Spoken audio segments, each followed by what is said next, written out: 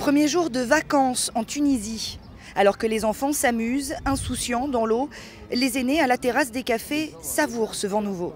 Et avant, lorsqu'on voulait critiquer le régime, on regardait à droite et à gauche pour voir s'il n'y a pas d'oreilles indiscrètes. Mais maintenant, on est libre. Et au cœur des discussions, le procès Ben Ali qui s'ouvre demain. On n'aura pas peut-être la chance d'aller assister à ce procès, mais on le suivra certainement à la radio et à la télévision et tout le monde en parlera, c'est un événement. Ben Ali et sa femme sont poursuivis pour détention d'armes, de drogue et d'une très importante somme d'argent en billets et en bijoux. Un premier procès qui n'est que le début d'une très longue procédure, mais qui se passera sans la présence de l'accusé, exilé en Arabie Saoudite. Pour les Tunisiens, il va, si vous voulez, apaiser un tant soit peu leur ressentiment. C'est une première étape.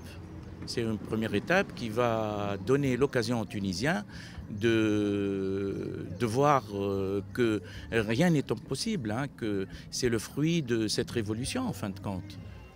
Jugé par contumace, Ben Ali devrait écoper des peines maximales pour les charges qui pèsent contre lui. Mais plus que de la prison ou une peine capitale, ici on espère que l'ex-dictateur sera extradé pour qu'il réponde de ses actes en personne devant le peuple tunisien.